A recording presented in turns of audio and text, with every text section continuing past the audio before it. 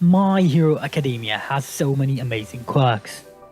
But what makes those quirks so amazing?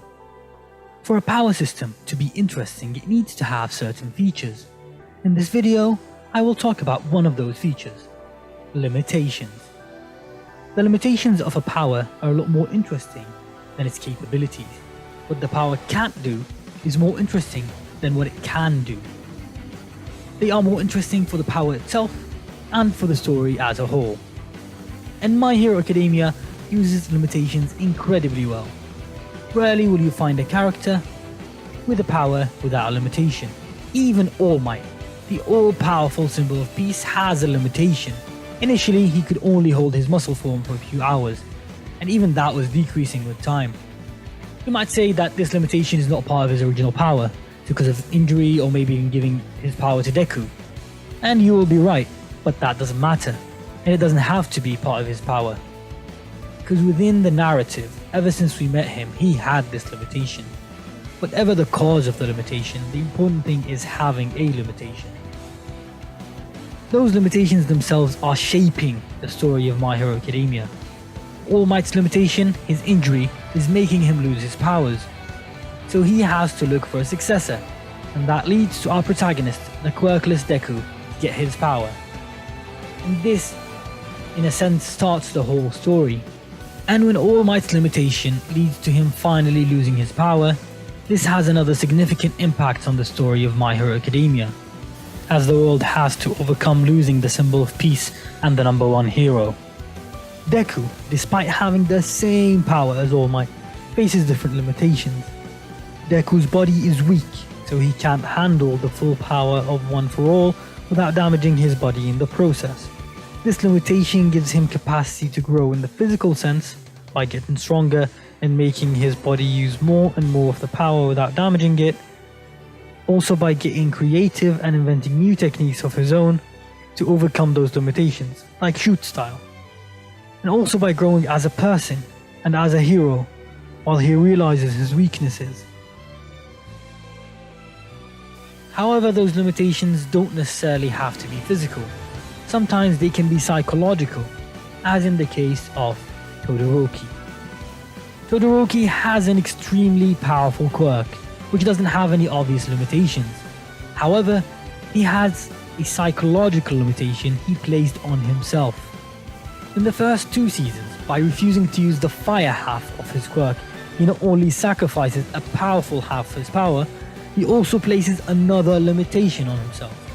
Because using the ice part of his quirk leaves his body too cold, so he cannot use his quirk for long periods of time.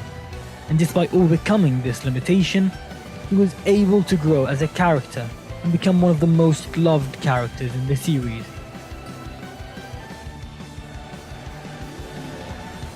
For us as the audience, learning about amazing powers that are limited but used to their fullest can be just so enjoyable. And the coolest example of creative use of a very limited power is Mirio Togata. In my opinion, he's the person who's closest to taking the spot of number one hero. That's including the pros. Mirio Togata of the Big Three. Kohei Horikoshi, the mangaka of My Hero Academia, could have given Togata the power of teleportation, or give him an old-fashioned ghost mode. Those might be passable, but not really unique or very interesting. We've seen them done many times before. Instead, Horikoshi took these powers we are already familiar with and added some limitations to them. Togata has the power of permeation. He can go through things, but it's not as straightforward as that. Once he gets into the ground or any solid, he cannot easily control his movement. He is repelled outside, and when he is going through these things, he can't breathe, see, or even feel anything. Even passing through a wall isn't as simple as just going through a wall. He has to activate his quirk on certain parts, shifting it around in certain ways. This has to be the coolest application of quirks, despite being so limited. Actually, it's because of being so limited. Now you might tell me OP characters without any flaws or limitations can be interesting. Look at Saitama from One Punch Man. And that's true, you can have characters with powers without limitations, and they can be very interesting to watch. But what is interesting about Saitama is not the power itself. His power is kind of boring. In fact, the whole story is about how he's bored with his power. What's interesting about Saitama is not the power itself, but how he deals with his power. To finish this off, I want to mention one of the most influential people in the superhero and entertainment medium, who influenced many shows like My Hero Academia and brought joy and hope to millions of people around the world. Stan Lee, who passed away recently, leaving a great legacy behind. Here, I have a couple of clips of him talking about limitations. In this first video, he talks about how he would have approached Superman if he had written him, and how he would have added more limitations to make him better. I think if I had done Superman, I would have done him differently. I would have made him more vulnerable. I think the idea of being able to do anything makes you a little uninteresting. In this next video, he says how he added a limitation to Thor's ability to fly to make it more interesting. I wanted Thor to be able to fly. So I found the most scientific method you could find. He takes his hammer, which is fastened to his wrist by a leather thumb,